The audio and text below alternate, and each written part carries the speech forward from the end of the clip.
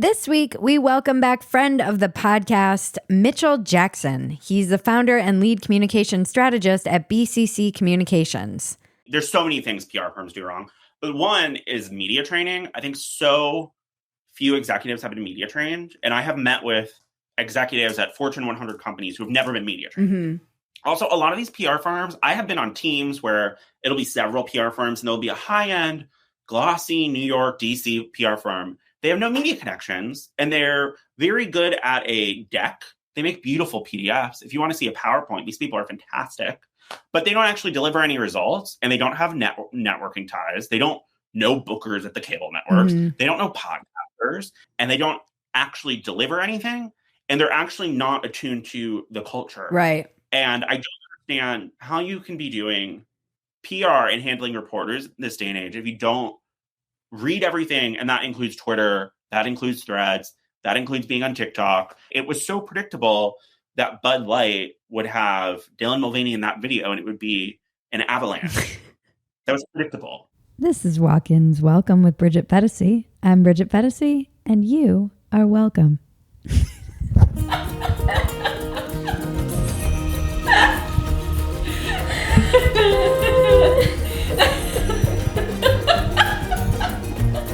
You know the drill. Please subscribe, rate, comment, share, reach out, tell your friends, send smoke signals, whatever. We love your feedback and we want to hear from you. If you like our work and want to support us, the best way to do that is join Phetasy.com. You'll get access to behind-the-scenes content, outtakes, discounts on merch, and the ability to submit questions for some of our upcoming guests. Support your favorite scrappy little internet heroes at Phetasy.com. Welcome back, Mitchell Jackson. I feel like welcome. How many times is this now? 4?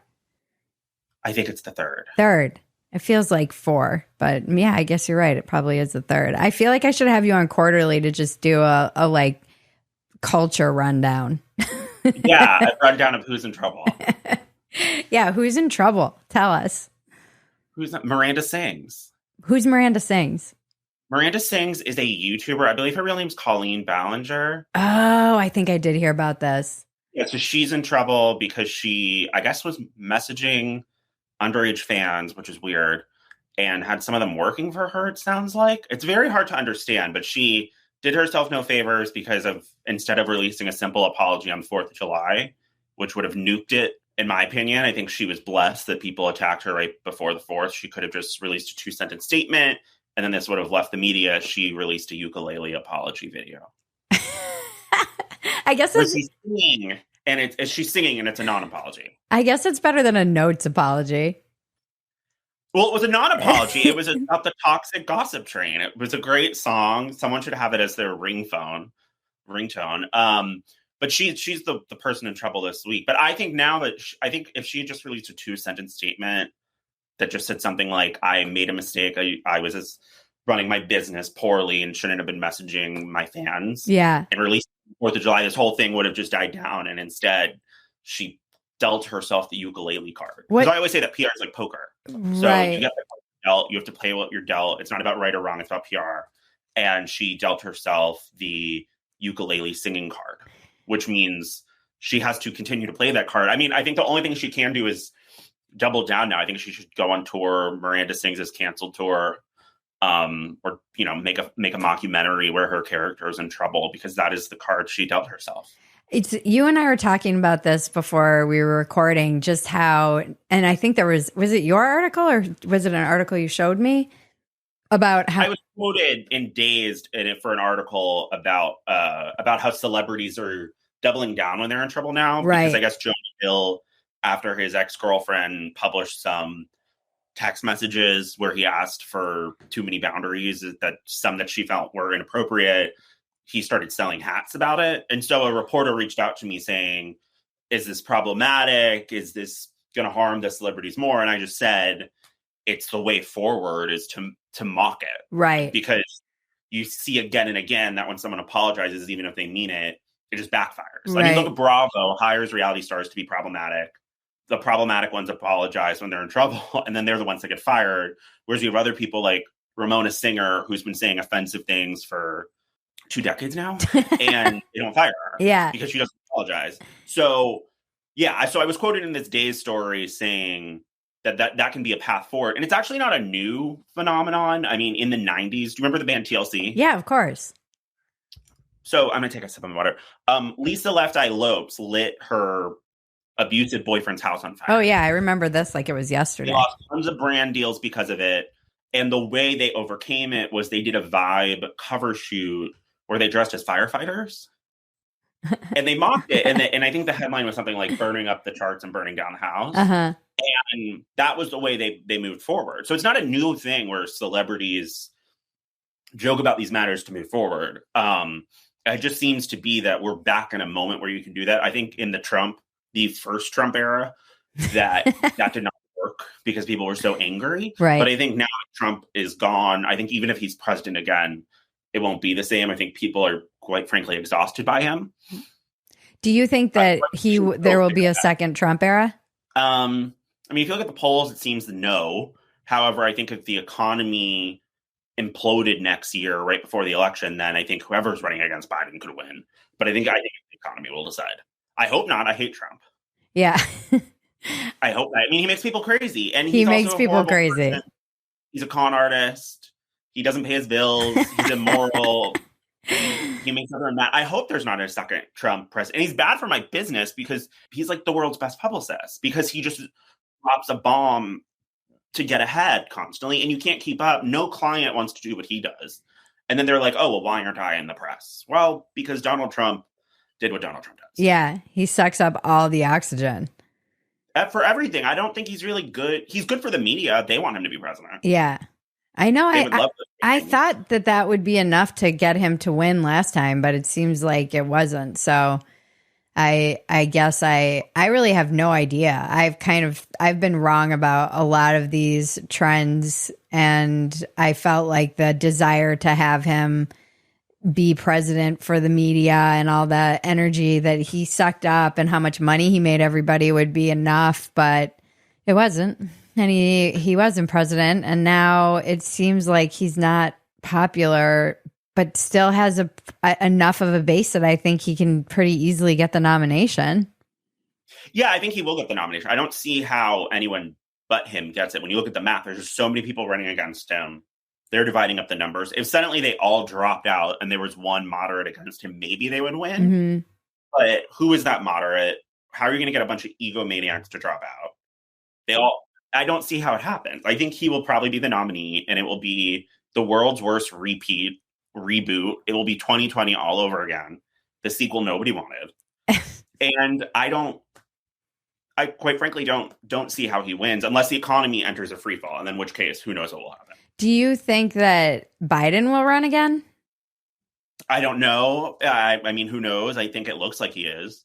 I don't see how Gavin Newsom does a better job than Biden as a candidate, because what they're going to do is they would just they would go to Skid Row, film Skid Row daily, and say, this is what Gavin Newsom will turn California into. I don't really understand why people think Gavin Newsom's a better candidate than Biden. Biden's done quite a lot of good things. He's in the Midwest. They finally are getting Wi-Fi. That's something politicians have been promising the Midwest and rural southern states for years. I think Biden's been an okay president, and I don't see how Gavin Newsom would be a better candidate. Yeah, I feel like most of the states have been invaded by Californians, and they would be not excited about a Gavin Newsom president. Not even the Californians who have left. I mean, the people who have been invaded by Californians. I don't think the people who left California would vote for him. I don't know if many people in California would want him to be president. Quite frankly, you go to California and everyone complains about California. Yeah. LA is like, when I was just in LA for business, it's like the city's on fire. Like, metaphorically speaking, like, so many people are unemployed. There's so many strikes. Where's the leadership? You would think the Democrat mayor and the Democrat governor would care that the biggest industry in LA is shut down. Yeah. And they would come together and where's the leadership? Yeah. They're not doing anything. Where's the leadership is the question I think everyone has in California all the time. It just always feels like it's on fire, literally and metaphorically lately, constantly. But Gavin still is kind of popular. People seem to think he did a good job, and they seem people in California all think all sorts of things, though, about the rest of the country. Yeah. Yeah. They look at the shows they think matter. They think they would have no idea that most people in the Midwest are watching a self-produced Jesus show called The Chosen. Whenever I'm in the Midwest for work, I hear nonstop about this self-produced Jesus scripted series. And no one in LA would know. They'd be like, Succession? So they don't actually know what's going on in the rest of the country. Is Biden responsible for the Wi-Fi, or is it like Starlink? Well, his administration passed a bill which is bringing Wi-Fi to a lot of these towns where they don't have Wi-Fi. I mean, that's just an immediate impact in people's lives. And I think that's the kind of thing that people actually vote on. I don't think they vote on all this noise. I think it comes down to how it's impacting their lives. Yeah, I was looking at it was interesting because I find DeSantis an interesting politician in this race for many reasons, but they were saying that the fact that the pandemic is over and people have moved on past COVID is actually bad for him because I agree with that. Because he did it's kind of his thing is that he did great in Florida during COVID, allegedly kept the state open, had a lot of places where you could go get monoclonal antibodies, read more of the research and it doesn't seem to matter in the nationwide bid for presidency. Well, it seems that everyone just has chosen as a society. It's like everyone went through this collective trauma and we're all just going to forget about it. Which is what happened after the Spanish flu. Everyone always asks, why weren't there a bunch of books and movies about the great influenza? And it's like, now we know because no one wants to relive that. Right. And it seems we've all collectively, for the most part, decided to move on. I think it's very human too, you just kind of want to block it out. Yeah. Why would you want to talk about it? It was not fun. And I don't know what else he can say in his record that would matter on a national stage. I mean, I live in Miami, so I think his first term was much better than the second term. I'm independent, but I'm more liberal leaning. I think he did great things on the environment. He was great on the algae bloom problem. He would talk about global warming as a Republican and say it was his job to. It's something in his book. He says something like, "God left us the Earth to leave it better than we got it," right? Which is a good message on global warming for people who don't believe in it. However, his second term has dissolved into this culture war nonsense, which I think he took way too far right, and which is not a winning message. I think he's probably going to lose normal moderates with his culture war agenda because I don't think it's where the public's at. I mean, the polling shows a 15-week abortion ban is pretty popular, and then he decreases it to the point where it's not popular. Where Republican strategists I know are saying the new abortion law he passed is not popular. It's not what the people want. So I heard from people inside these campaigns that was actually pushed by someone in Florida legislation who's pro-Trump purposely to undermine the DeSantis campaign. Maybe, I mean, who knows? That shit's Machiavellian. I mean, but who knows also politics.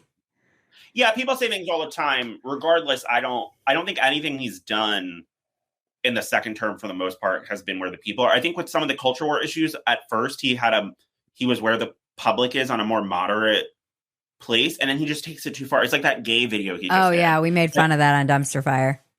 The Republicans had a winning message when it comes to a lot of the gender issues in the sense of parental consent, whether you should give puberty blockers to minors. I think there's a nuanced conversation to have there. But they just took a nuanced conversation and ran so far to the right that it's just your grandma's transphobia and homophobia. Right. It went so far right to the point where you're going to lose moderates who may have voted for him. Yeah, that was a weird video. And then recently I saw he doubled down on it, which was kind of surprising to me because it was so wildly unpopular, even with Republicans. I don't think Republicans are against gay marriage. I think the average American has issues with some of the gender stuff. I think there's nuanced conversation to have. However, trans people do exist. You should use the pronouns they want you to call them by. They're adults have the right to do whatever they want with their bodies. And he took that and then he took what could have been a nuanced conversation and then suddenly you're misgendering people, you're against gay marriage, he just took it so far off base. Yeah. I think when I was interviewing James Kerchick for the piece that you contributed to, the Pride piece, in Spectator, and James was saying the same thing. He thinks, and he thinks most Americans are smart enough to discern between Steve and John down the street and some of the gender stuff, and that's why you're seeing people getting behind that correct pushback to it, and then turning away when it seems to go too far. But like James was saying, he thinks people can balance those things. They're able to make that distinction. I completely agree with him. I think the average American probably is against puberty blockers for minors, probably thinks parents should be involved. However, they understand adults can transition, and they understand that doesn't have anything to do with gay marriage. The DeSantis campaign just took it so far in the opposite direction. It was such a weird thing. Yeah, it's crazy.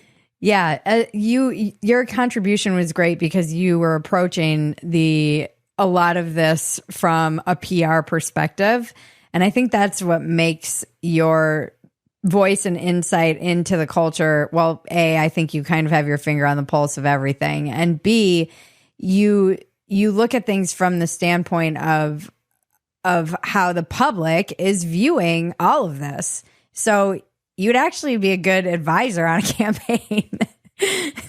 How do you feel that what is your sense of the moment right now in America when it comes to all of the LGBTQ IA plus stuff? I think overall the far right and the far left are very similar in the sense where they took what should be a very nuanced conversation. This is a moderate, probably center-right country. That's what the polling shows. It's a moderate country. And they both went so far right or so far left that we've lost the middle ground. Mm-hmm. And I blame partially and we discussed this in your piece, I blame partially the PR efforts of these LGBTQ organizations. Because after gay marriage happened, they won. Yeah. They won their big issue. They needed new issues to continue to get donations. The reality is that they saw an opportunity with the trans issues to fundraise. However, if you look at the issues they chose to double down on, they are the ones that are very divisive and maybe get the most media attention to generate donations. Right. But they're not necessarily winning causes or necessarily even causes that impact that many trans people. So for instance, how many trans athletes are there? Right. Versus how many trans unemployed people are there? Or how many trans people are there whose lives are put in danger when they're doing sex work, but we keep sex work illegal?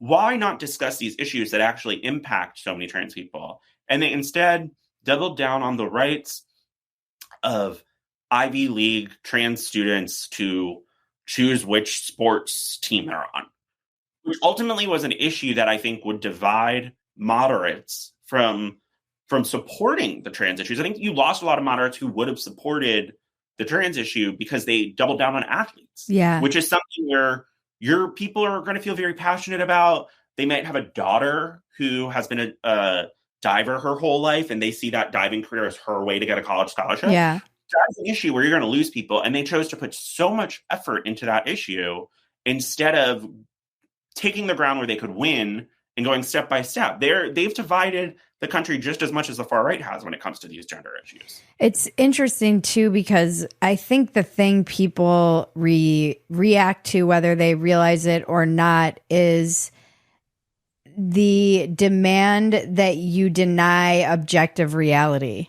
You can say it's a sports thing, but if you support the sports thing, you basically have to deny an objective reality that males, particularly if they're allowed to go through puberty, are built to be stronger than women in many respects. And so I think people instinctively are reacting to that, even if they can't necessarily articulate it, even if they don't have a daughter who's a diver, you know? I don't have a passionate feeling about the sports issue, to be clear. It's not when I'm discussing it, it's not about right or wrong. Yeah. It's about what is the winning message. If the goal is, because PR is really, in my opinion, a means to an end. So if the goal is to improve the lives of as many trans people as possible, why would this be the issue that you would decide to put so many chips on the table on when you could talk about unemployment. You could talk about having a nuanced conversation about legalizing sex work. You could talk about trans people who live in the Midwest who might not have access to medical care, or in the South who don't have access to medical care. And instead, you put all your chips on the table for an Ivy League sports player. Why do you think they did that? Is it just because it's easier to fundraise off that controversy? My guess is, if I'm speaking to the types of white liberals who donate to these organizations, who are often straight, who they're allies, I think it would probably be harder to get them to care about Midwestern, Southern trans people's access to medicine. That is not as sexy of a topic to them. I think when it comes to sex work, which the illegalization of sex work leads to more violence against cis women and trans women. We all know this, that we all know that in states where there's legal sex work, less sex workers get murdered. That is not something that I imagine is a chic cause when you're going to Fifth Avenue to fundraise for these organizations, or when they go see their donors in DC. That's not a chic cause to fundraise for. But however, an Ivy League diver, you have so many donors who went to these Ivy League schools. So it can relate to it. And also, if you want to get donations, you need to get media attention. You're probably more likely to gin up a media controversy when you are creating this divisive issue that is going to be a controversy that right-wing podcasts can't look away from. I just was on Katie Herzog's podcast, and we talked about this, about how the left media and the right media depend on each other to generate these controversies. And many times their journalists know what they're doing. They know that if they get a right-winger to make fun of them, or they're at a right-wing blog and they get a liberal outlet to make fun of them, that they're going to get more clicks. So, and ultimately these big LGBT nonprofits, which really shape the media in a lot of ways, because the media goes to them for quotes. I don't think when a straight cis reporter has to cover a trans issue, I don't think they have the best sources to go call up actual trans women or trans men and speak to them about their lives. They call these organizations which push their agendas. Interesting. It seems like it's all gone so far off the rails. Right before we were coming to record, I was looking at some paper that I seriously thought was from 4chan that Colin Wright was covering. My default assumption is that everything is 4chan until proven otherwise, because 90% of stuff I read, I'm like, this can't be real. And it's this paper that just came out that this woman, who I guess is kind of a gender wacko, wrote about how the care for children in utero is too focused on their safety or something, or like their health. And I did see this. Did you see this? It's like, yes. I get kind of annoyed though with the way reporters pick and choose which ones, and this is no diss on Colin, but I have seen reporters in the last few months when they're talking about queer theory, where they pick and choose what they're talking about and distort what queer theory even is without even knowing the origins of it. And I studied queer theory. I mean, I went to one of the most liberal colleges in America, and queer theory, the basis of it is not this stuff. And I feel often the media cherry picks what they're talking about when they're talking about queer theory. They're not talking about the basis of it. And they all talk about Judith Butler constantly. Like, she is the number one queer theorist. She's just the one who got press. She's not like the most influential queer theorist of all time. She's a queer theorist who got the most press through her university book publisher. So what is queer theory from your perspective as someone who's studied it?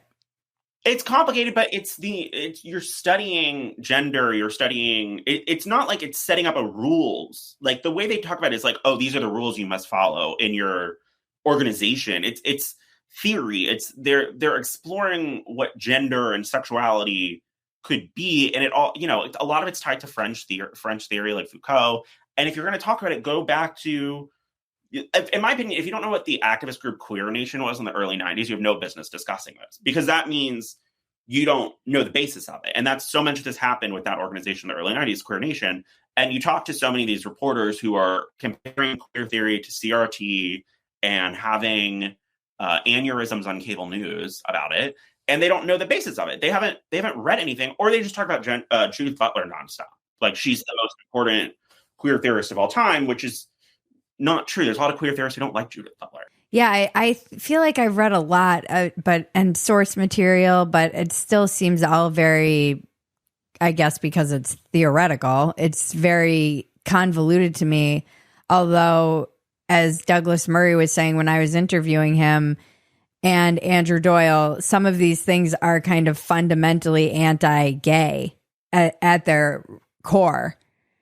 So I think some of the stuff happening now is anti-gay. I don't think in the origins of this research it was necessarily anti-gay. I think at the most the universities, the professors who've been teaching this for decades are lesbians or gay men. Still. Right. I think a lot of this is a new, newer academics perhaps, but some of this gender stuff definitely is anti-gay when it comes into a place where and I think it all gets distorted. So people confuse it all with queer theory. I would say it's more queer activists. Mm-hmm. When some of them say that gay men are transphobic because they won't have sex with a trans man, mm-hmm. for instance, mm-hmm. I think that is anti-gay because you're ignoring what the attraction is based on. You're ignoring what gay men are attracted to. Right. So I think that is where it becomes, in my opinion, offensive. Yeah.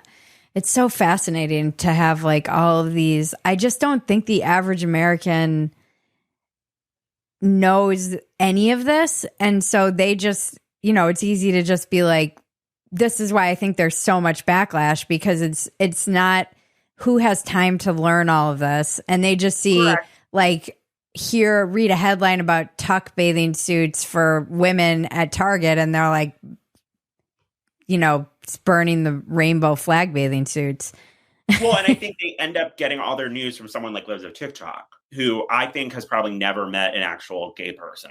I think she has this entire worldview of gay men that it's like an alien landed at a library and rented a bunch of gay erotica novels from that no one has read, and then funneled them through their alien view of this and said that's what they are. I have actually emailed her offering to get lunch with her because I genuinely don't believe she's ever met a gay man.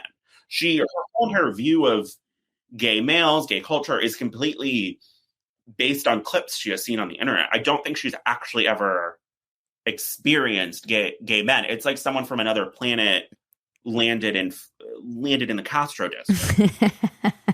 Like she doesn't. I actually don't believe she's ever met a gay man. And I think if she met gay men, it would change her views. She would see that it's a diverse group. They don't all have the same opinions. Most of them don't have an opinion on education, or most of them don't have kids. And a lot of her views are these kind of like old Nita Bryant styled homophobia about grooming and children. Or she thinks every gay person wants children at Pride, which I think that's probably most gay people I know don't want children anywhere near Pride. They want nothing to do with children, period. They don't like children. Most of them I know. They're anti-children. That's been like most of the gay people I've known in my life, but I don't know if that's just an old school, that I'm just a part of an older school culture of gay folks, or I don't know. Sometimes I'm like, am I just old, or is this still true? Does it still hold true with most of the gay folks who are being misrepresented? Yeah, and I think it's bad that people are getting their information on, for instance, queer theory from people who don't know anything about it, and that they just see on social media. However, I do blame the queer activists also, because they choose these divisive debates to have. It's like, who decided, we should have a debate on whether or not you should have children at Pride? Yeah. Why? When would that be a winning issue? Why did you choose, we should have a debate based on the oldest homophobic stereotype? That would be really great for us. Yeah. I mean, but this is where people are like, this only lends credence to the conspiracy theories or to the idea that it is a slippery slope unless and this is again something Douglas Murray was talking about when I was interviewing him, is how there's always been these divides in the gay rights movement. And even early on in gay rights, remember when NAMBLA marched and then with the like gay pride, it was like they marched with them or something. And then that is a topic I avoid like the plague. Yeah. And I guess I see a South Park episode. Yeah, exactly. And so they had to kind of disavow basically and say, like they were forced early on to draw lines in the sand because there's always been like factions that want to attach itself to any of these movements that are pushing for progress. But you see this with like people who just want to live their life and get married and have the same rights as everyone. And then they're agitators. And this is something that James Kirchick was talking about and why this piece could have been 10,000 words if I had wanted it to be. But this was another aspect. He's like, there are just some people who want to stick it to the like beer drinking American and make them get in their face and make them uncomfortable, no matter what that looks like or what that means. It's like just riling up the normies. Well, and I have issues with activists in general, where I think the media has moved in a sense where you need to quote activists. And if declare yourself an activist, therefore you're an expert. And I don't think necessarily a radical queer activist should be the spokesperson for all gay men. I think you see this in other issues too, where I know a lot about dog breeding, for instance, because I grew up in a family of dog breeders. Journalists, instead of going to an academic who has studied what is best for dogs, will go quote a lawyer from the Humane Society of the United States who's never studied animals in a scientific setting. Some of the things they spout go against the science. And that's just because, they're an activist, therefore they're an expert. Mm-hmm. And I think this has actually been bad for American culture on both the left and the right. And you see this with the MAGA movement. I mean, how many crazy MAGA people are there that then become the face of something? Right. And it's bad for everyone. I don't think I think our institutions should be in the middle, typically. I don't think you want your institutions to be far right, far left, and then just creating chaos for everyone, because it's ultimately what happens. I don't think you're seeing a lot of solutions happening nowadays since everything has become so divisive. Yeah, it does seem like, and I was talking to somebody recently about this, how Europe manages to stay who was I talking to? I think it was Bethany Mandel.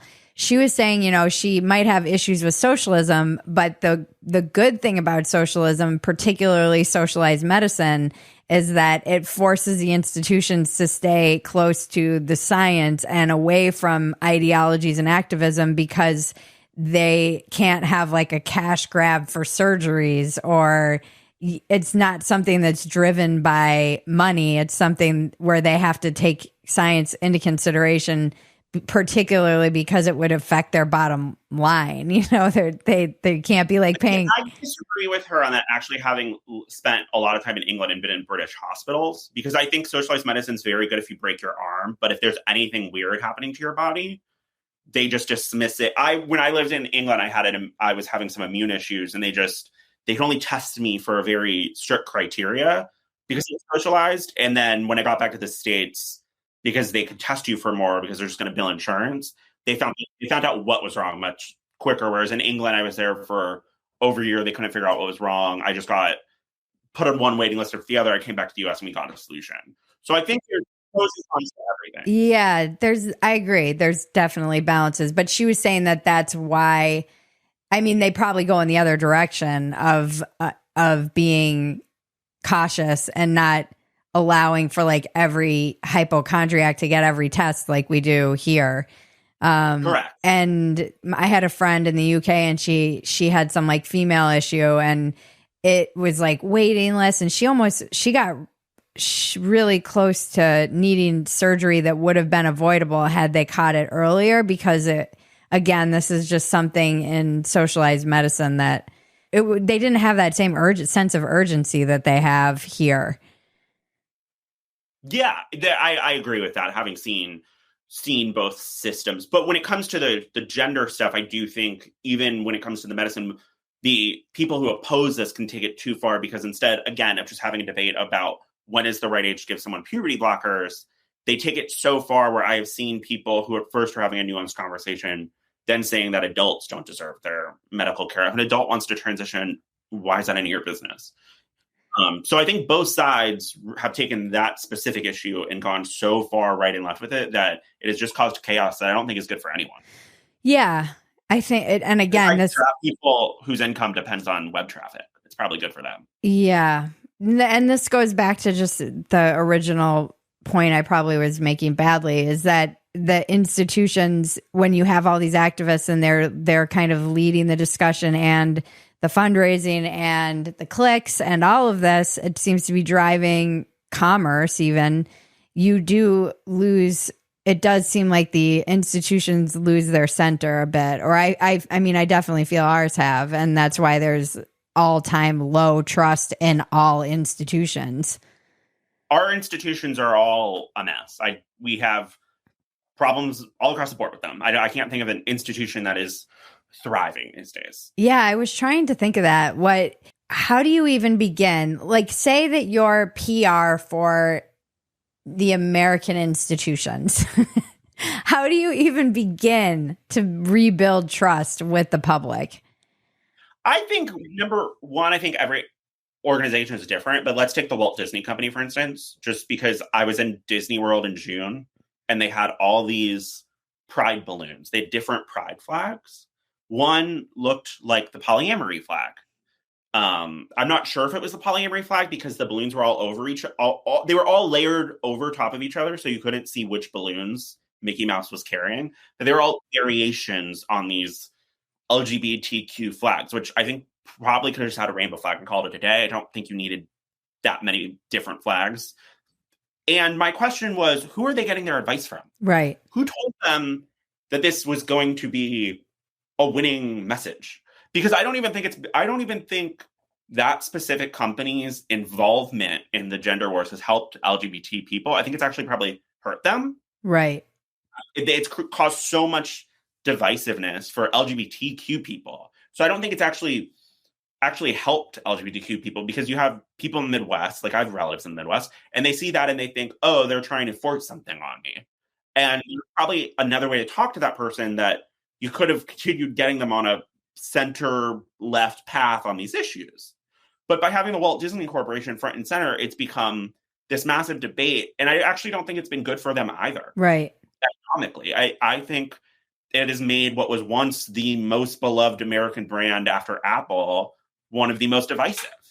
And I don't know what they have gotten out of this, because and gay people haven't gotten anything out of it. And I don't think Disney's gotten anything out of it. I think only Ron DeSantis and the media companies that went after them got something out of it. So how would you advise them moving forward?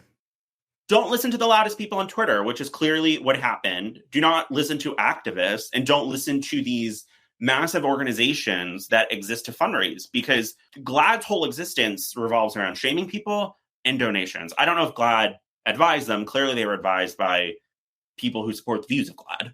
And I think they need to learn how to thread a needle. There's a way where you can appeal to conservative Midwesterners and LGBTQ people. I don't think gay people had an issue with the Walt Disney Company. Jafar is pretty gay. Yeah. Scar is pretty gay. Princess is pretty gay. All pretty gay. I don't think any gay person was like, oh, we need a non-binary water droplet in the movie Elemental. Yeah. We really need a gay kiss in a Buzz Lightyear movie. No one was asking that. I think they have to thread a needle where you can support LGBTQ people without alienating Midwestern conservatives who, if you alienate, are going to take it out on LGBTQ people. I think Bud Light's another one where, first of all, Dylan Mulvaney, I don't know any gay person who's into her. That is not her demographic. Her demographic is white moms who drink wine, who are never going to drink Bud Light. Yeah. Period. And I know, that's what I was like, why aren't you doing like Franzia or something? This just seems like... It makes no sense. And I think Bud Light mishandled that every step of the way. Number one, once they put Dylan Mulvaney through the ringer, how did they not call her to say, hey, are you okay? Yeah, they didn't. And then they didn't. And then the first interview she does after it, she says, they never called me when I was getting death threats. Why did they never call her? They managed to alienate everyone in that. Secondly, they want gay people because gay people have money. They're one of the richest demographics in the world. You're not going to get a bunch of gay men who have money to buy Bud Light by having Dylan Mulvaney hold a bedazzled can like this in her bathtub. They wanted gay men, but they also wanted to keep their Midwestern audience. All they had to do was do an advertising campaign of like shirtless cowboys drinking Bud Light. And they could have threaded that needle, which has been threaded before. In the 90s, Abercrombie and Fitch, their gay executives had all these shirtless men, and gay men understood what it meant, but the Iowa consumer at the mall in Iowa City didn't. Right. And you can thread a needle. I think these corporations need to learn how to thread a needle, and they need to worry about their demo and not these activist groups, which are actually harming the people they're claiming they're protecting. But it's weird. It's like not a single gay man or woman advised them on this campaign either. That's what felt so weird about it. That's the least shocking. I mean, I spoke about this on Katie's podcast when I was a journalist. I mean, this would have been nearly a decade ago when I was a journalist at Vice. The straight male executive who was deeply homophobic. He famously got on top of a conference table and screamed one year that the next year we were going to take down ISIS as a company. He was an idiot. And he wanted no more content about gay sex, no more content about celebrities that gay people wanted. He wanted articles about AIDS in Africa. Okay. Because that is what gays want to read about. What? AIDS in Africa, he said. And I think you have a lot of these straight people who think they know what LGBTQ audiences want. And that is probably, I don't know who Bud Light thought watched Dylan Mulvaney's videos, because it's not, I hang out mostly with gay men, lesbian, and trans women. And I don't know a single gay man, trans woman, or lesbian who's into Dylan Mulvaney. Yeah. It does seem like it's like you said, wine moms who are like, yes, queen. And I feel bad for Dylan Mulvaney because, I mean, she's just collecting a check. Good for her. But she got completely railroaded, and they were so cowardly that they couldn't defend themselves or defend her. They just continuously created a bigger problem for themselves. Again, I don't understand. And maybe this is just why don't people reach out to you? Why, who is advising these companies? It's like Target too. I just don't understand why. I get mad at this. This is one of my most constant sources of rage on Dumpster Fire is like, do you have such bad PR representation? You have billions of dollars. So this is why a lot of these corporations, they go to these very old organizations that know nothing about these old PR firms might know nothing about the internet. And then they get advice from groups like GLAAD when it comes to LGBTQ issues. And they're more concerned about offending GLAAD and ending up on a list that they end up offending everyone, causing a fire for themselves. The other issue is, and within a lot of corporations, you will have internal marketing and PR people who have never actually done the hard work of PR. They've only written press releases for brands that everyone knows. So they've never had to get someone, like I have gotten people that people haven't heard of in the New York Times. They've never had to do that because if you're just doing marketing internally for a corporation, your job is not dependent on that. Your job is dependent on sending out these releases. And a lot of these corporations will have internal groups to go over this, which tend to have an activist slant. I mean, the Walt Disney Corporation has an animal division that is a very animal rightsy slant to go over anytime they feature an animal. I wouldn't be shocked if they were doing that also for LGBTQ issues. I know they're definitely doing it for animal issues. And I think a lot of these corporations are, quite frankly, hiring people who scam them. They hire these PR firms who don't deliver results. They just tell them what they want to hear, but they're not clued in to what's going on the internet. I've met publicists for corporations who they didn't know what the Daily Wire was. Right. And it was like, you're going to find out. You're going to find out when Matt Walsh is doing a video about you. You're going to find out the hard way who Matt Walsh is. And they just don't know. And I will say, I have worked with some great corporations that have listened, and you just wouldn't hear about them because they're avoiding these problems. At the same time, I've also met with corporations who their internal corporate teams are so either old school or so full of BS that they ask questions like, well, what's your project management model? Right. You're not hiring me to project manage for you. You're hiring people to tell your message and shape your message. Another one asked me what software I use to get clients in the New York Post and the New York Times. Like, there's no software. That's called relationships. I know how to pick up the telephone and I know people. The software is my iPhone. That's the software. It's text messaging. It's iMessage. Yeah. Yeah. You do have like a little bit of an old school way of keeping your connections, which reminds me of when Matt Taibbi was on the podcast and he was talking about his father, who was an old school journalist. And every night he would come home and pour himself a cup of glass of scotch or something, and he would go through his Rolodex and he would just call sources, because his whole theory was that you can't only call people when you need something. And he would check. I completely agree. Yeah. I call reporters just to talk about their boyfriend and girlfriend or whatever. When they're in Miami, I take them out. Like, that's also how sales works. I grew up in a dog family, and I saw how my mom sold dogs. You don't sell a dog by selling someone, oh, you should buy that dog. You talk to them about their life, you learn about them, and you work the dog into it. So I think a lot of old school sales techniques have gone out the window because people have just automated their lives. Yeah. But you can't automate fighting a culture war. You think Matt Walsh is automating his tactics? No, Matt Walsh knows exactly what he's doing. And they play with hands. Honestly, it's like how I can't get over how many times these corporations play into the hands of the culture war. Yeah, it feels sometimes like it's kind of broken. Just everything feels broken to me. If you need to go back to threading the needle, I think you're going to see corporations after the last few months. I think during the Trump administration, they all felt such a need to go so far in one direction. But I think because of the pushback against ESG, what happened with Bud Light, I think you're going to see some of them rethink whether it matters if they offend activist groups. However, they could also go in the total extreme opposite direction instead of threading the needle, which is what they need to do. You can win over conservatives and LGBTQ people at the same time if you have the right comms team to make that message. If Abercrombie and Fitch could do it in the Bill Clinton administration, you can do it in Joe Biden's administration. Yeah. Yeah, it does seem, I think you can thread the needle. I just worry that we're entering into like a pick a side time, because we're a little bit in, we're still kind of pre everything ramping up. And I just think people forgot how hysterical everything got. Again, this feels like something that everyone just collectively forgot about.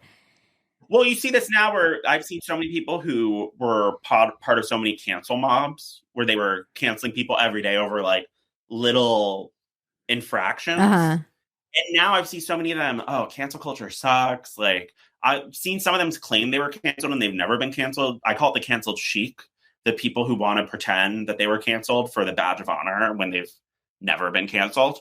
And you see so much of this right now. It just shows you how much things change and how so many people, especially in the media, they just forget what they were a part of, or they just pretend they weren't. Yeah, there's a lot of money to be made and getting canceled. Like, I always joke that I've said forever, I've never been canceled, truly canceled. In some ways I've like lost jobs and whatnot, but I don't feel like I've been canceled. Well, but I think you choose to be canceled. Like, so many things that have happened to you, if they happen to someone else, probably could have been life ruiners. Like, I think other reporters, like when you got fired from Playboy for, what did you say that got you fired? Well, there was a lot of different things, but I think that it was just an internal snowballing hatred of me. But I think for other people, if they got in trouble for one of the columns you wrote, it could ruin them, like mentally, physically. Like, you're so resilient that, okay, you pivot, you build your podcast empire. So I think that's why you haven't been canceled. I think there's people who choose to be canceled in the sense where they decide their life is over because they're not built to pivot. And I think there's other people who double down when they get canceled to brand themselves as canceled because it can be good for business. It's lucrative. Yeah, I mean, it's one of those things. Like, I definitely, there have been moments where I could have easily, as I say, like kicked the victim can and then gone around begging for subscribers and money. And part of the reason that I started this podcast is because I was frustrated with this, everybody talking about cancel culture and this circular conversation and how everybody was a victim and it never got out. It's like, oh, we live in this victim culture, but everybody was talking about victim culture. And I wanted to just talk to people about what they were doing and what they had overcome. And I can't, as much as it would be easy for me to do, to be like, oh, here's something I've lost. And the fucking money I've turned down, Mitchell, like that is a book I will write someday, is the hundreds of thousands of dollars I've turned down. Probably more at this point.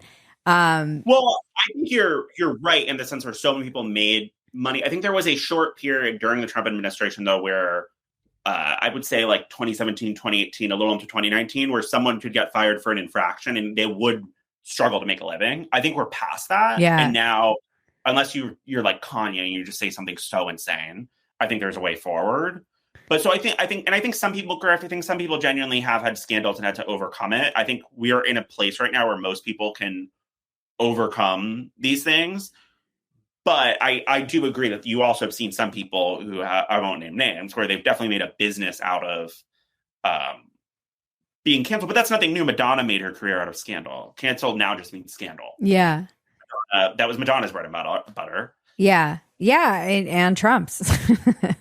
Totally. But now there's definitely also a class of people that claim they were canceled and they weren't because it has become a chic thing. Like I work with Caroline Calloway, the Instagram troublemaker / author, and she went from being like the most reviled person on the internet to now is like the hottest girl of the summer through some messaging work we did, but also because her book is fantastic. And you see so many people who hated her who now act like they always loved her.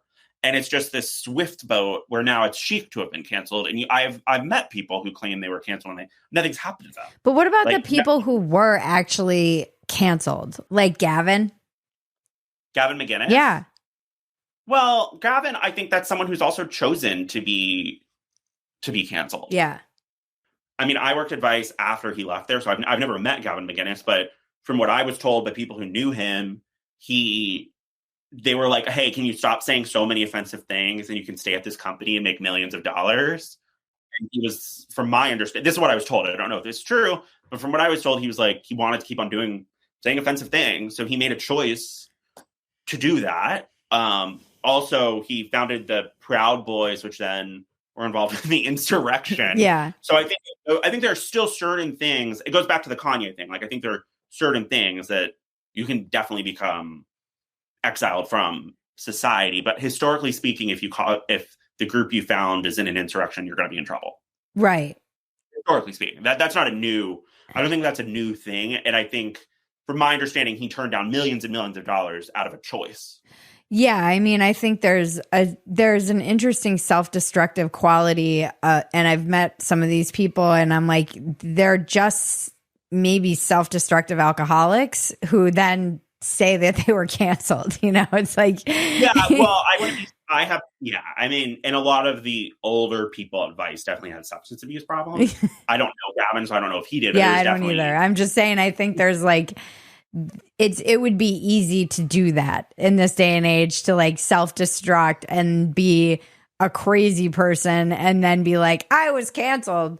But I do worry about some of the more, tech-based censorship and like, PayPal shutting you down and you can't take an Uber. When you become like unpersoned like that, that's a little bit chilling for me. And sex workers have dealt with that. Yeah. For years. They're kind of the OGs of being censored and debanked. Yeah, they're always having to like pivot.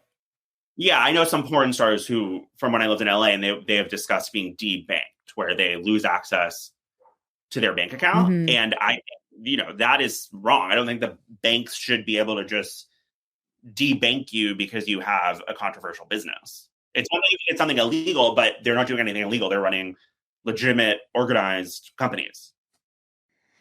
And the censorship you've seen between the tech companies and the government is horrible. I think people should be opposed to censorship on both sides. You mentioned too earlier, just kind of briefly, about ESG, and I wanted to ask you how much of an impact does the ESG score and all of this kind of idea of people say it's social credit, but it's really having access to liquidity. So it is in some sense like a social, they want you to do social things, but it's still about money, ultimately. You've seen a turn on ESG, though, in the last few months because of the right-wing media's opposition to it. You're starting to see financial companies that were all for it pivot, which goes back to how quickly these organizations will pivot in the face of a controversy. Well, even Larry Fink, like the guy who was like behind this, the big godfather of it. Yeah, He's like, I'm ESG distancing myself from the term ESG. Yeah, I don't know if ESG in its current form will continue to exist. I've always felt skeptical of it in the sense where I don't believe, I think we're all a part of, if you operate in this capitalist economy, I think we're all end up contributing to organizations that have labor practices we disagree with. Unless you're hand making your clothes, you're a part of a bad manufacturing system. Mm-hmm. And I think so I don't know how any company could really be good, quote unquote, by that definition. And the ESG score seems a bit like it's just you balance things out and suddenly you get to say you're good. Yeah, it's like those weird things that you hear where, you know, the cigarette company has a higher score than Tesla or something. Yeah. And you're like, how is that working out somehow? But I do think that a lot of the pride stuff that we're seeing the backlash to, a lot of it wasn't this all done in an attempt to get a high ESG score? I don't know necessarily, without knowing the company, it's hard to know what their motivations were. I genuinely believe there was a push that may have been genuine, that they wanted to diversify their marketing. I think also knowing how much gay men make and how much gay men spend on frivolous items, I think there's also a financial motivation. I just think it was mishandled the way they went about it. I don't think there's anything wrong with doing LGBTQ marketing. It's just why it shouldn't be so ham-fisted. And you should be an actual homosexual. Yeah, and it did get, I mean, it became a meme. Like, June's here, everybody's going to turn their, you know, their. Yeah, and who was asking Disney to have Mickey holding the asexual flag or whatever? There was literally like 18 flags. It was wild. It was like all these Mickey-shaped balloons that had different flags in them, which no one was asking for that. Yeah. Maggie had a question from your first newsletter about how PR is kind of like, and we did kind of cover this, but she was just asking, you know, what you see PR companies doing these days versus what you think they should be doing. And we've covered a lot of this, but is there something, as someone who's in this industry, is there some practice that you have that's different? You know, are you doing something differently than what you see being done? You know, I've been shocked by how many, there's so many things PR firms do wrong. But one is media training. I think so few executives have been media trained. And I have met with executives at Fortune 100 companies who have never been media trained. Mm-hmm. And to me, that is bonkers because you will have them sit through a million sorts of HR trainings, but you will not media train them when they're going to be having to speak to the media. Last summer, I was media training a celebrity I won't say who, but it was a celebrity for a band that has sold tens of millions of records, one of the biggest rock bands in the 90s. He had never been media trained before by his publicist. And he had gotten in trouble in some interviews because no one had media trained him. And I think there's kind of a basics that doesn't happen where no one sits down with a high profile individual and is honest with them and says, you need to do this, you need to do that, you need to wear this, you need to look here, you need to treat a podcast differently than a cable news hit, you need to speak in sound bites. None of this is happening. And I think that's how you see people getting in trouble.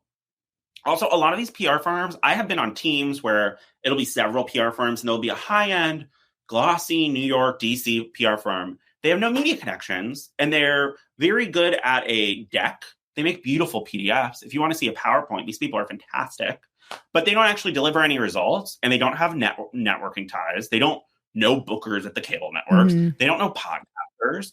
And they're just focused on these internal messaging and having a million Zoom meetings, and they don't actually deliver anything.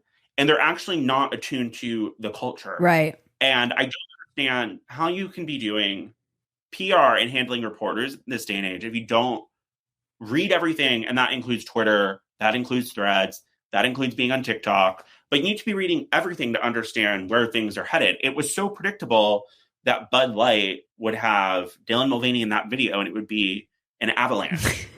That was predictable. And it was predictable who would have been the players attacking it. Yeah.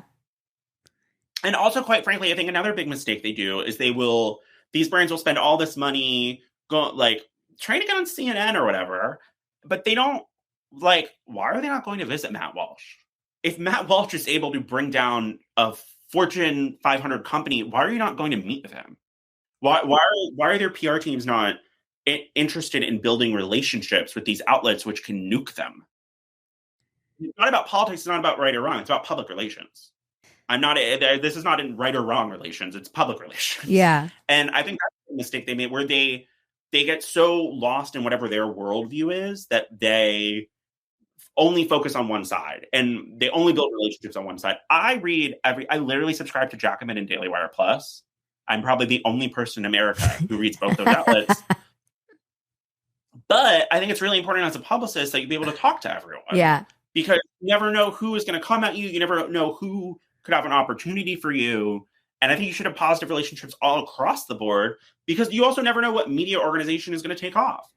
Yeah. And I mean, it is like you said, I feel like it's just fundamentally something that's being lost in our culture, is the ability to put politics aside and meet people where their humanity meets. Totally. And I think I'm able to do it because I grew up where my father's family is in rural Iowa and my mom raised us in Miami. And I spent a lot of summers in rural Iowa. So I was like going between coastal elites and people who are MAGA today. Yeah. From a very young age. So I know how to speak to both people, which I don't think most people in the communications profession can. I think that is a huge problem. Yeah. So they can't thread a needle. You can thread a needle where you can sell beer to gay guys and truck drivers. That is possible. It's just, you're not going to be able to do it if you're living in New York and you think Dylan Mulvaney is the most popular LGBTQ influencer with trans women and gay men. Yeah. Yeah. I mean, it did feel like they were trying to sell beers to like women, young professional women. It's a P-flag moms also. Like, I'm sure P-flag moms love Dylan. What are P-flag moms? P-flag is a group for the parents of LGBTQ kids. Right. And those to me seem like the people who are like probably love Dylan Mulvaney. And Target. Yes, that's totally who. And also, yeah, in Target, I don't know why there are other ways to support LGBTQ people besides what they chose to do. Yeah, you were joking, like if you went home with something from Target, your husband would divorce you. You know, they're not advertising like this is for no one gay is shopping at Target.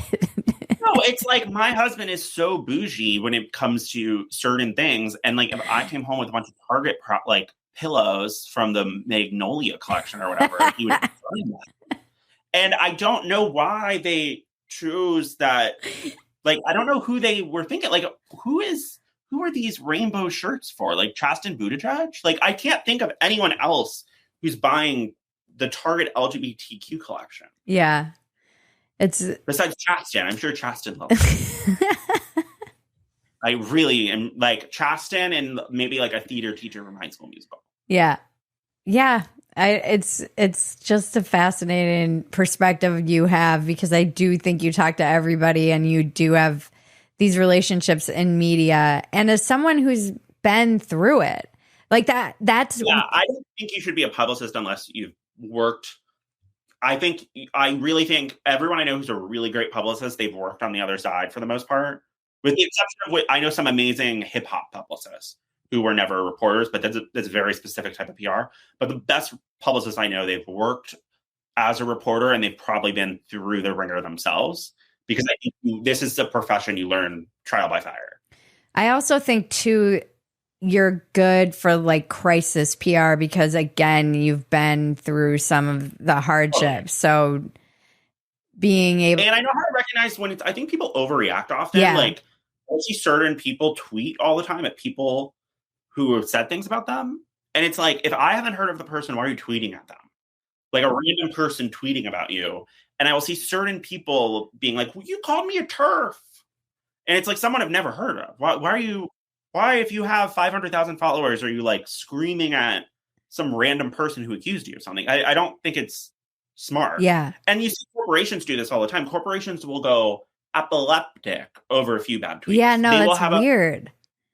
They don't know how to read what actually matters. And there's software you can use. Like I use a software to show and it's not perfect, but it gives you a bullseye of like how positive or negative the reaction to something is. And that is helpful to show them a graph, again, because these are PDF bitches. They're PowerPoint lovers.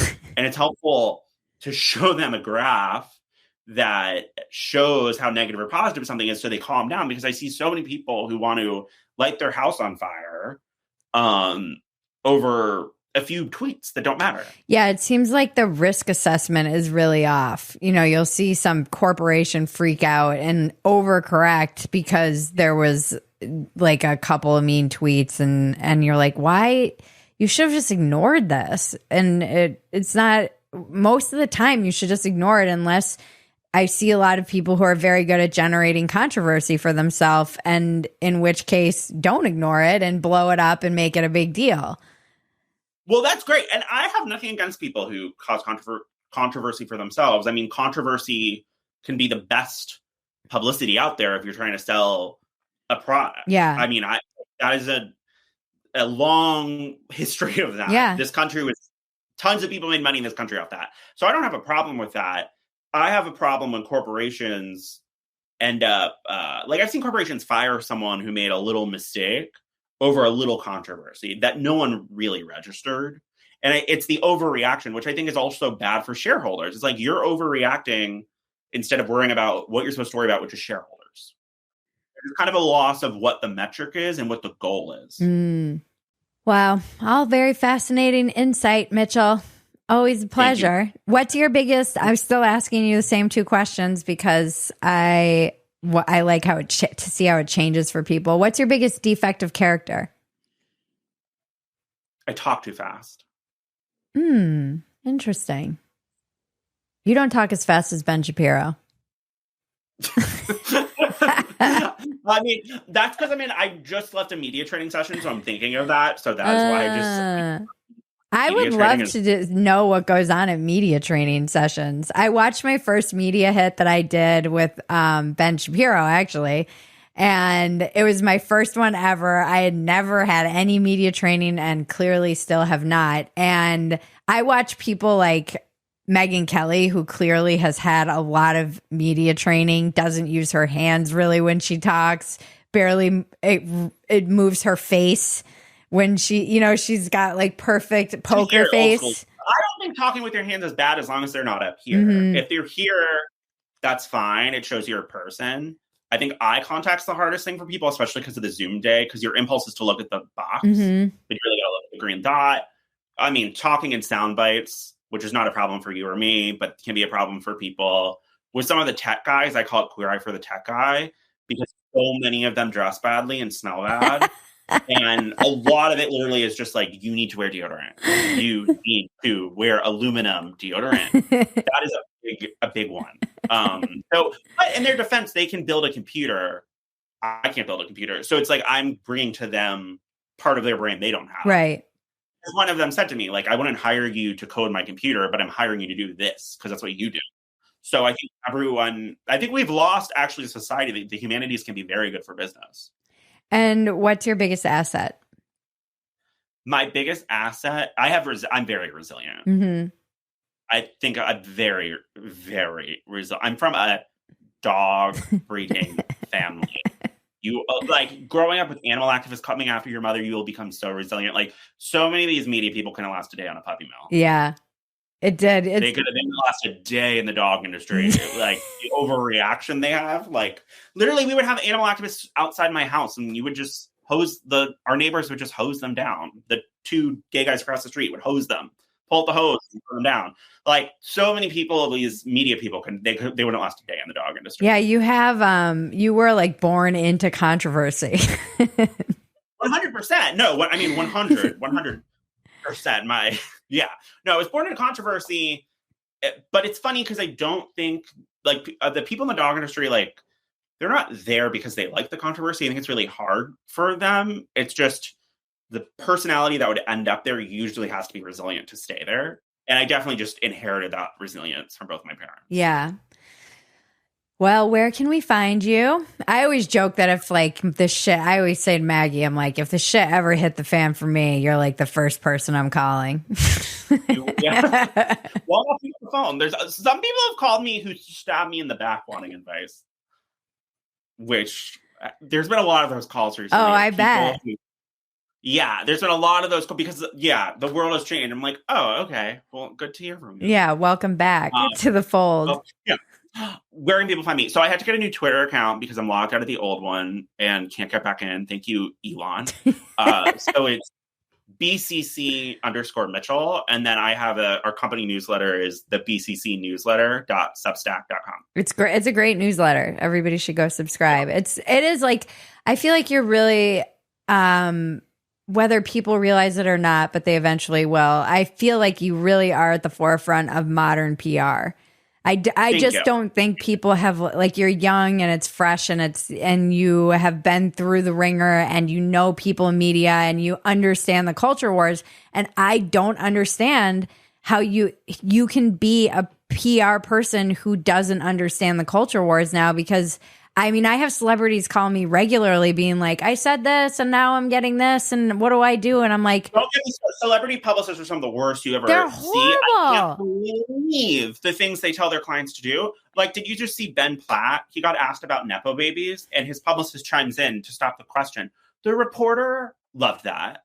The reporter loved that. And that made it go viral. He could have just said, yeah, I'm really lucky to have privilege.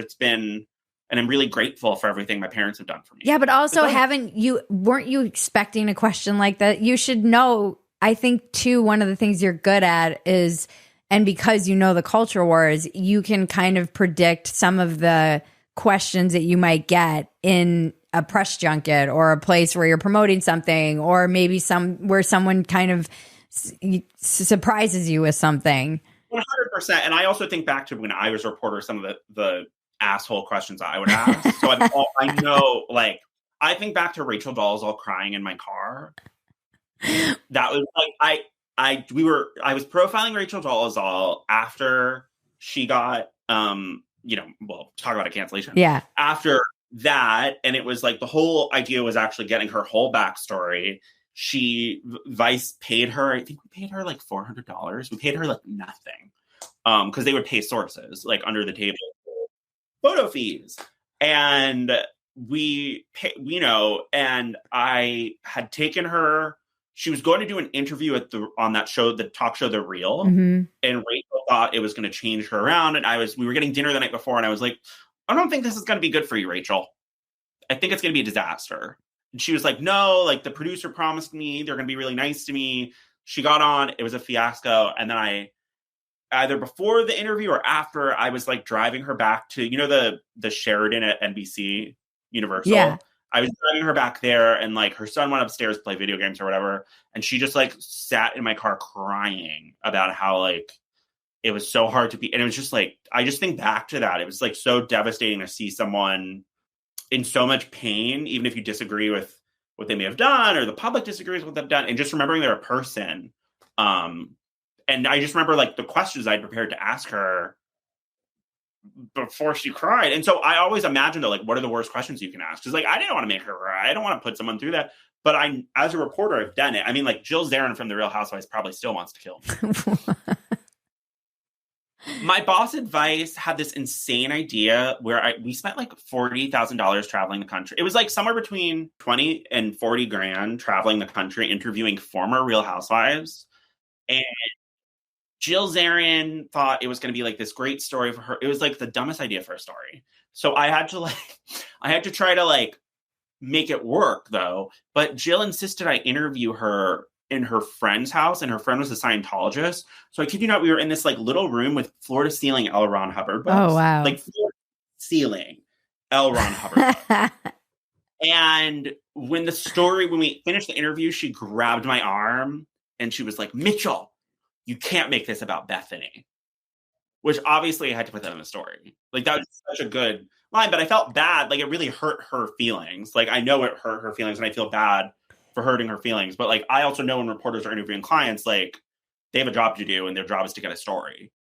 So I always, when I'm media training someone, I write, I mean, the questions I've asked people, like in media training, I try to imagine the worst question I could possibly ask them. Yeah, that's... Well, being when they're with a reporter, then they're not going to be nervous. They know how to answer. Yeah. Yeah. It's good you've been on the other side. I'm not like a cutthroat journalist. I just don't have it in me to be so... But you know, some are ruthless. Oh no, I know they are. I have a hard time envisioning the worst. I mean, I guess I can easily imagine it, but it's still, I feel like that's a weakness of mine as a journalist, is I just feel so bad for people. No, but you're empathetic. You get the answers out of people, but some journalists just take a very confrontational approach. Like, I think you see your job as being connecting to people, having a conversation, drawing stories out of them, where I think some reporters literally see themselves as like the opposition. Right.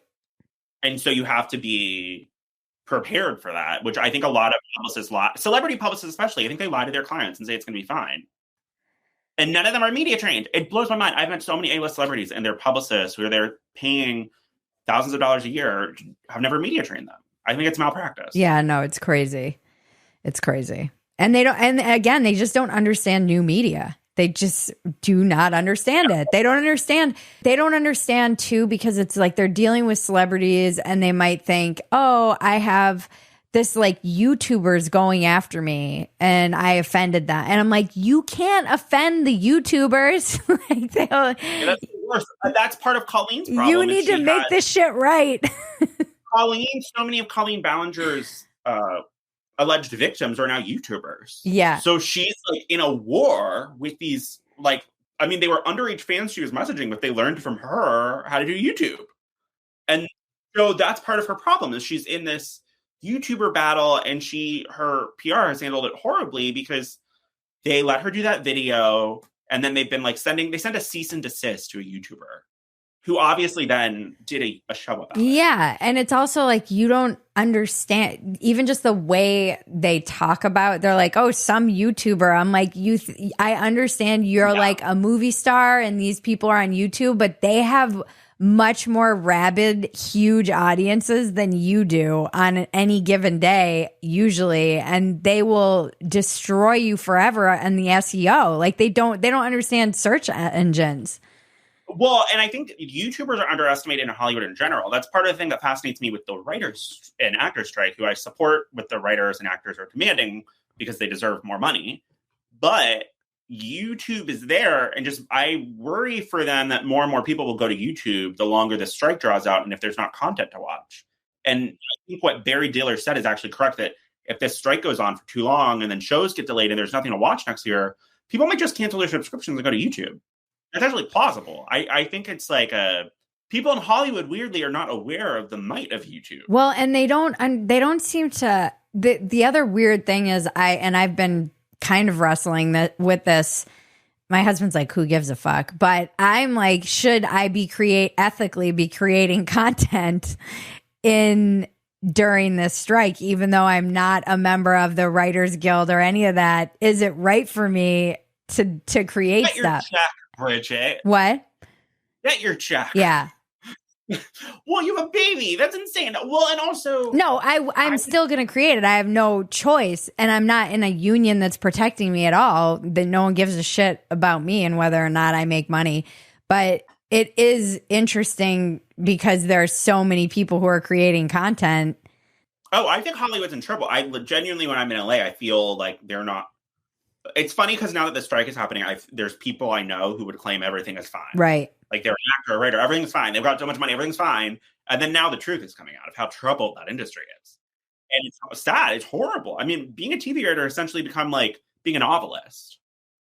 It's tragic what has happened to that industry and how Netflix drove it off a cliff. Yeah.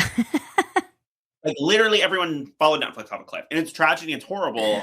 And I support the strike.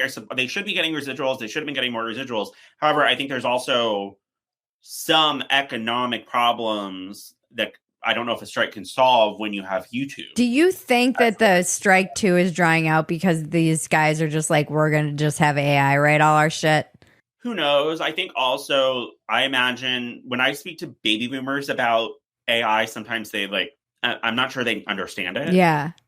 So who knows what their thinking is. I think they also may have not realized how hurting people were. We watched the new season of Jack Ryan just for entertainment's sake, and Jaron was like, this feels like AI's first writing job.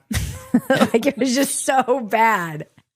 Yeah, I think they might not be aware of how bad people are hurt. I mean, you've seen some horrible PR blunders. Like Bob Iger had golden PR, and he had an amazing PR person for years at Disney, and she's not there anymore. And I was shocked that he would go on television in Sun Valley and say horrible things about the actors. I thought that was a horrible decision. Yeah, that was crazy.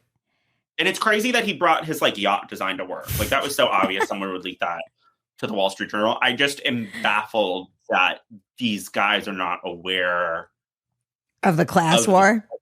Of the class. Yeah. It's like the corporations who found out about it's like how Budweiser found out about Matt Walsh. It's like these people are finding out about a class war that they should have been, or which again goes back to though that their publicists need to be reading everything.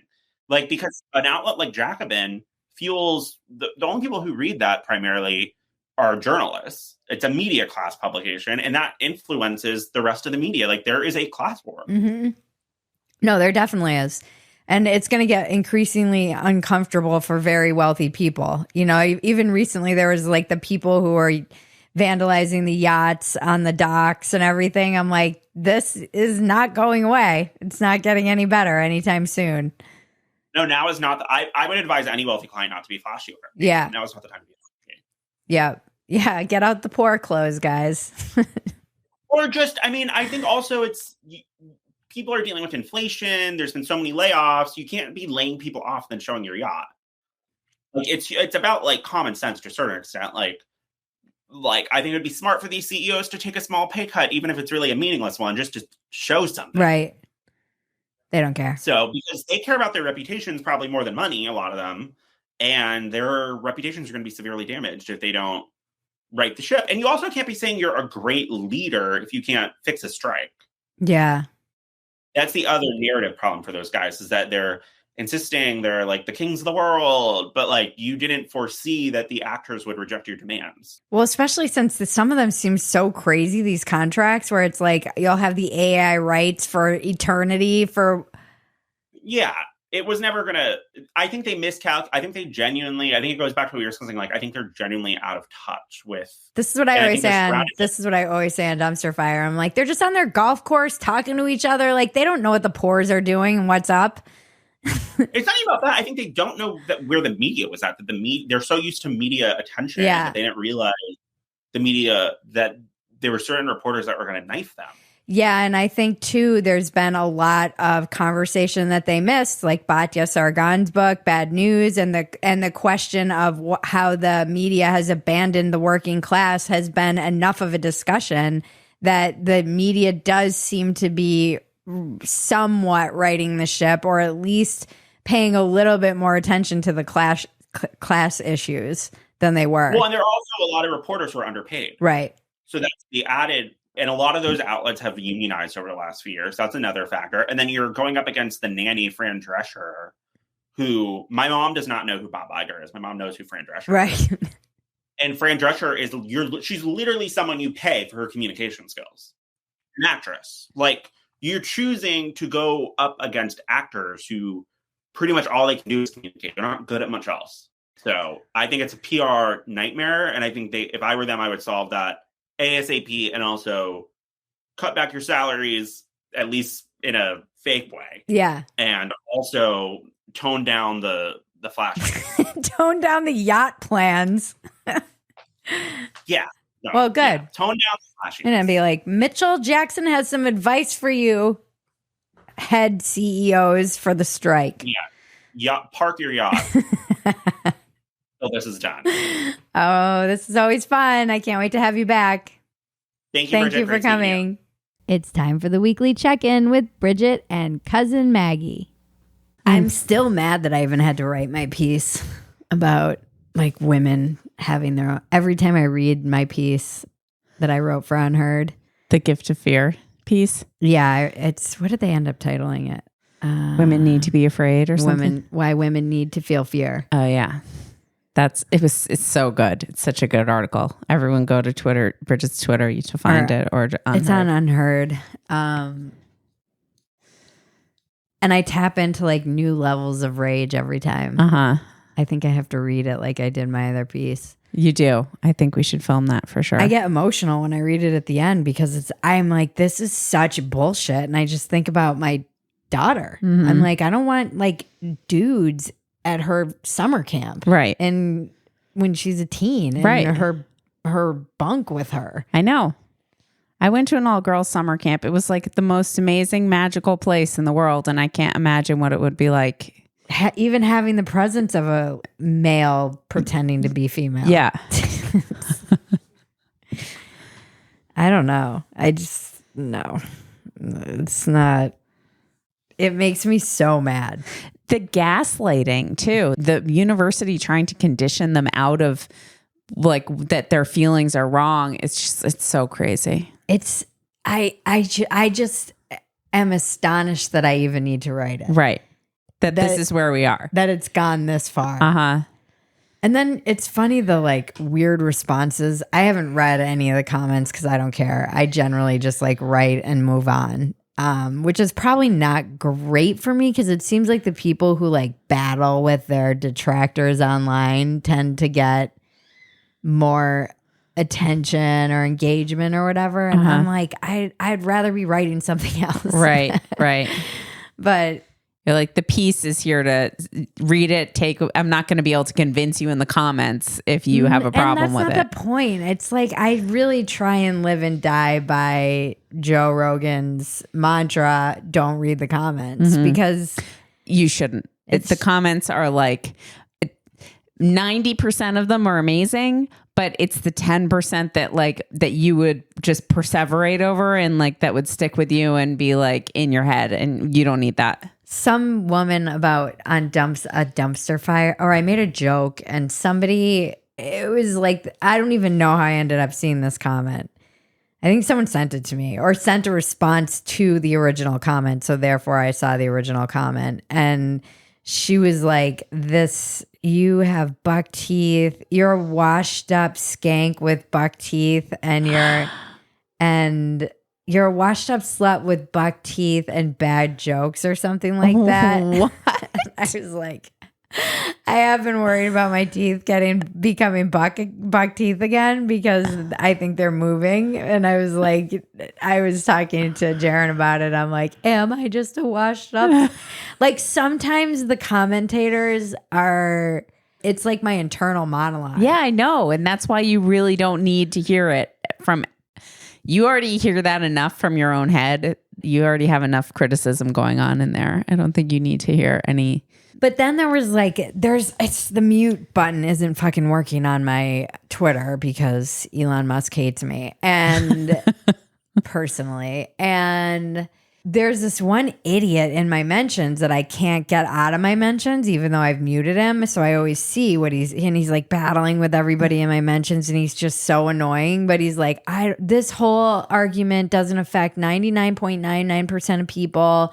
And I'm like, yeah, because you're a fucking dude. Right. So of course this doesn't really affect you. Right. It does affect a lot of people. Every freaking normal mom I know is having this conversation behind closed doors. Right. Whether they're literally starting schools, like pod schools outside of the normal schools because they don't want their kid indoctrinated with this shit or exposed to it. Right. This is happening. This is all crazy. Over America. I know it's really, really, really crazy. And again, people are gaslighting you, being like, "This isn't a big deal," but I'm like, you sound like a fucking male feminist. But I mean, it's not that too. I was like, I want to clarify. Like, it's not that you don't take advice or criticism, but it's I like that rule of don't take criticism from anyone you wouldn't take advice from. You know, it's like, well, it's also just like you're not, people online. Yeah, it's easy. It's easy to. I think there was somebody even in like our community that left this bonkers comment, and I was like, well, I don't even freaking know what this means. So half the time I'm like, it's so much projection of your own stuff. And people were getting, like, men were weirdly getting mad at me because they read it as me telling it's so there's always this thing like, well, this is what you asked for with feminism. Right, I know. It's the same thing you get when you're when we used to be in a blue state and you would call out some of the insanity. It's like, these are the leaders you vote for. You're like, this is just a useless critique. Right. I can still call out the problem. I should still be allowed to vote and own property and not, have to deal with a man in my locker room. Like, there's lines to be drawn here. Yeah, it's the dumbest argument ever. Like, everything's a slippery slope.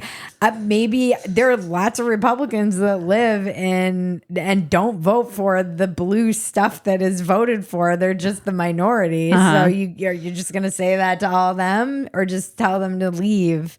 Not everyone has the resources to move. I know. It's just even reviewing our numbers, I'm like, God, the move is so expensive. It's so expensive to move. Yeah, it's so expensive. And then relocating, and then you're like paying 2 utility bills in like 2 different places when it's the crossover month, and like the car insurance, like all of these things you just get whacked with that you don't even consider. No, that's like it's such a rich person that talk about privilege, being like, well, just move. Like it set me back a lot to move. And not only in time and consistency and being able to kind of feed the algorithm, but and bandwidth also, and all of it. Yeah, it's just insane. Learning a new place, learning how to get around, all of this stuff. Like needing to like forge a new community and meet people and whatnot. But I think it was worth it, but it's definitely not an easy process, as anyone who's moved interstates knows. That piece, it's funny though. I feel like I don't get, maybe I do get attacked and I just don't see it. But I mean, for all I know. No, I've been reading the comments. No one's really super knock on wood. They generally ignore me. Yeah. Which is the smart thing to do. But I still think like this piece is going viral amongst normies. Like, all I've heard from people is that they're texting it to their friends. Right. So it's one of those pieces that I'm like, good, don't notice me. Right. Because when I put a piece out like this, people are like, oh, I bet you're getting shit and I bet you're getting this. I'm like, I don't care. Right. Because all I hear from even our very liberal cousin commented on Facebook and was like, this is so good. Like normie libs are reaching out to me, and people who are kind of more cynical or more jaded or rightfully kind of like, it won't matter. They're not going to say anything publicly. Right. They're sharing it with each other, being like, this is how I've been feeling. Yeah, but I think that gives them permission to express it. Right. Because I don't think people understand the point of writing something like this isn't to like drop some bomb. Sure, I might be saying something that's common sense that people can feel, but sometimes people just don't know how to articulate it. They don't know how to say like, how did we go from believe all women, every male is a patriarchal monster, to let men and women spaces and that's feminism? Right. And they're not sure. They're like, something's wrong here, but they can't pinpoint it, and they can't express why they're feeling like gaslit or something like that. I mean, you can't even say that get men out of women's spaces, because technically that's transphobic, because you're not acknowledging that they're that like the whole idea that they identify as female, or trans women are women or whatever. Right. Like and again, I think that I had been more sensitive to that until I realized that you have to draw these lines. In order to even make this argument, you have to be able to be clear and say, this is a male. Right. And someone in the comments, I was reading one of the comments, and someone was like, I'm confused. I thought a trans woman meant that they didn't have a penis, like their penis was removed. Not anymore. And I'm like, no, like not anymore. That is not the rule. It's never really been the rule, No. but yeah, there aren't any rules. You can just, and that's the thing about most people just don't know. This is what I was saying. Most people don't know trans men are self-IDing into female prisons, and it doesn't even matter what they're going to prison for. Right. Trans women. Women. Or men identifying as women. Men identifying as women, trans women. It is crazy to me that you can be, it's not like, rapist. oh, I stole something Right. and I'm identifying as a woman and going to a women's prison. You can be like a predator rapist and jump through no hoops. Go through no vetting process. Prove it. No point in your life did you ever live as a woman. Raise your hand at your hearing and be like, I'm a woman. And then be housed in women's prison. It's fucking bonkers. Right. It's bonkers. People need to just start calling it out. Call it out. Call it out. It's only going to get worse. The emperor has no gender. It is ridiculous. And then somebody else was making a really good point, and I saw this person who I do follow and I like their points. She was saying, like, a lot of women don't want to have to come out as sexual assault survivors to make this argument. Right. That's not fair either. They shouldn't have to be like, I'm a sexual assault survivor, put themselves on trial for that. Right. Just so they can get men out of their spaces. And the sad thing is like the majority of women are sexual assault survivors. Yes. Yeah. And where is Oprah now, for real? For real. It's such a good question. It's so infuriating. Tune in next week for another riveting episode that will change your life, help you get out of your own way, and solve all the world's problems. I want to thank our composer, Jared Elias, my co-producer and cousin, Maggie, and all of you out there listening. This has been Walk-Ins Welcome with Bridget Phetasy. I'm Bridget Phetasy, and you're welcome.